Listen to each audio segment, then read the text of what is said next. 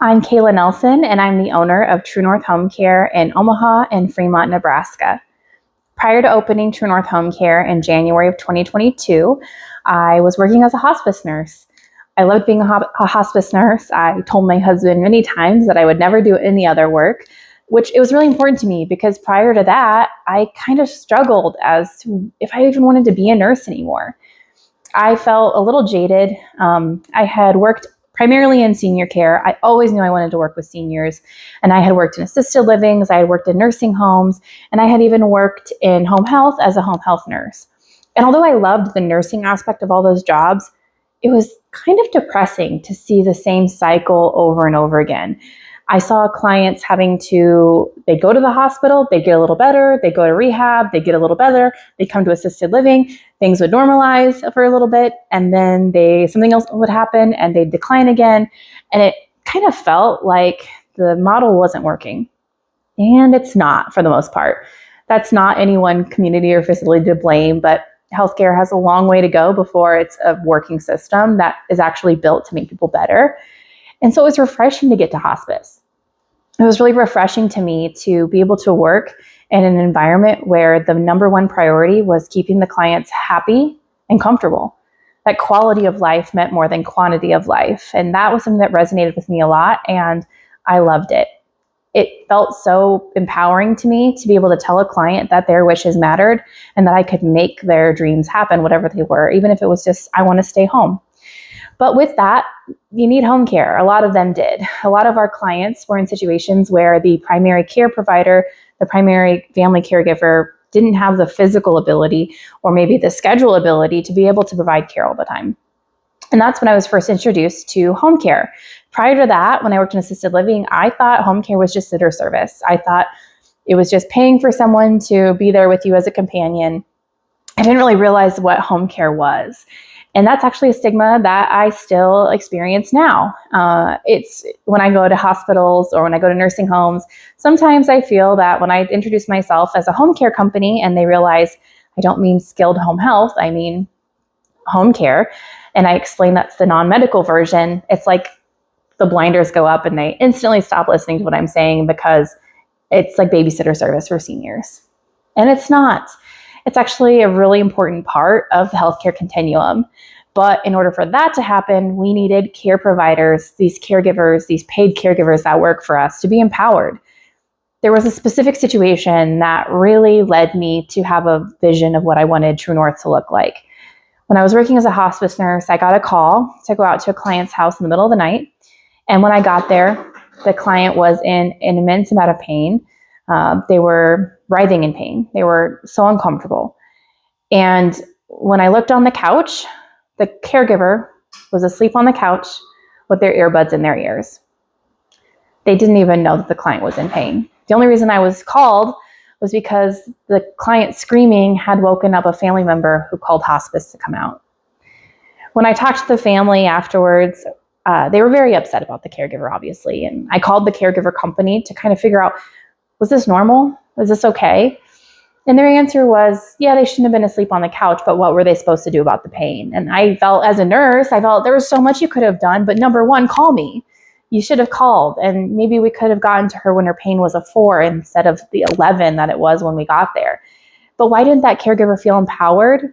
Because the company never told them they could do that. They never told them they should do that. They never told them that was their responsibility.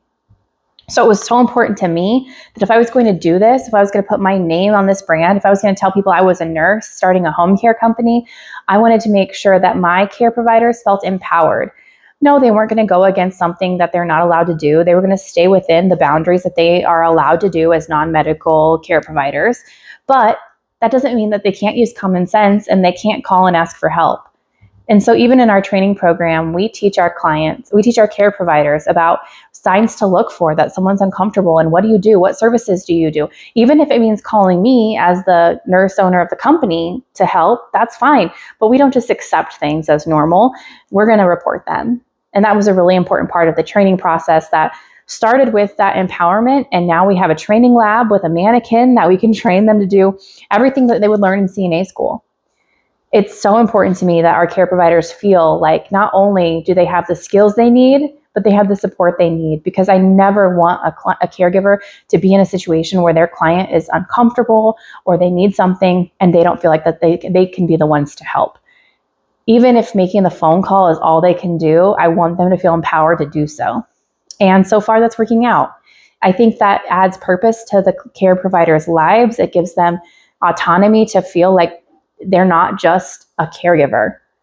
Our care providers are so important, and they're so good at what they do, and they have a passion for it. Not everyone can do this work, and the fact that they choose to do so means something. And I think that's an important part in our process, is making sure that we're hiring people who actually do have a passion for caregiving. Another thing that I experienced prior to getting into home care, talking to other home care agencies when I was working as a nurse, I realized that sometimes it was just a matter of, we send who's available. There's a spot here, we're going to fill with whoever's available. And I would have clients tell me, we asked for this person not to be sent back, but they came back. And the company would say, well, that's all we've got. And I couldn't imagine that to be a very good business practice, but especially if they're paying a lot of money for a caregiver that they didn't want in their home, it felt very disrespectful to me to continue to send that person after they had asked for them not to return. And it wasn't just one company. There was a lot of companies that were doing that. And of course, sometimes clients can be a bit of the problem. Sometimes clients can be challenging and they're not open. And I understand that now. But still, it was really important to me that we had a right fit match, the right fit client with the right fit care provider. And that takes time. It takes planning. It takes money. It's complicated. It's not as easy as this person wants a 7 a.m. shift and this client can do, or this caregiver can do a 7 a.m. shift. It goes into their skill set. It goes into their personality. It goes into what type of work ethic do they have? Because if they're a companion person who is going to spend primarily their time being social, that's great. But if they have a client that's really high needs and they're going to be very active providing hands-on care, that chill vibe might not be what we're looking for. So it's an important part of our process that our care lead actually evaluates the client and matches them with a care provider that's going to be a good fit. And when it's not, we want to know about it right away, because we won't continue to send the wrong fit out. And when the client's not a good fit, we're going to let them know too. It's really how to keep things fair and how to make sure that everyone involved in this process is getting what they're wanting, at least as much as possible. Being an important part of the healthcare continuum was something that I heard in the training when I first started getting into home care and I tried to learn more.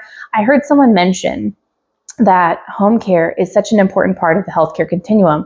And had you asked me that when I was a hospice nurse, I would have said, no, it's not. It's just a sitter service.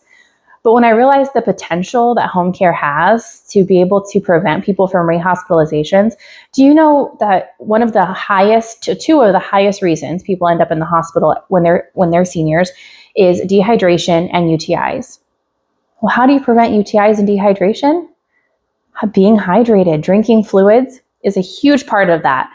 And having a care provider there that's making sure that you're drinking fluids, that's helping you to the restroom, because if it's hard for you to go to the restroom by yourself and you're holding your bladder for longer than you should and you're getting UTIs often, or maybe you need help in the bathroom, making sure that perineal hygiene is done properly, having a caregiver do that prevents hospitalizations. And once that clicked for me, that these non-skilled, these unlicensed home care providers were actually a huge defense for our clients when it came to preventing hospitalizations, that's when I realized that making sure that we're hiring the best possible candidates and training them with a program that actually works in helping them build skill and build expertise was key in the success of my business and the happiness of our clients.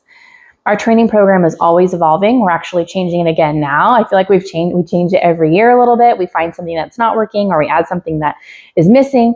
So we're going through that process again, but it's exciting. And when I was talking to Martha in our office, she's the one who's working on that, she was excited. When I told her we were going to add more to the training and we were going to spread it out a little bit longer, I could hear the excitement in her voice that we were empowering these caregivers even more to be better at their jobs and stay with us long term because they feel they're built to succeed. They're not thrown in a hot mess. No one wants that. All of these things together, I think that although I never thought I would leave hospice, and hospice was my favorite job I had had up until this point, I'm finally starting to see that this was the method, this was the path I needed to take. It was important for me to leave hospice in order to make home care better. Even if it's just with my 25 clients that I've got right now, I think we've served over 100 since we've opened. But even if that's one person at a time, we're making home care better. I think we're teaching care providers and these paid caregivers that their standards should be higher. And hopefully we're showing our referral sources that home care is not just sitter service. It's actually a super important factor in meeting their own quality measures and preventing rehospitalizations, preventing falls, and keeping clients healthy and at home longer. Thank you for watching, and I hope you stay tuned or subscribe to our videos so you can learn more about home care and True North Home Care in Omaha and Fremont.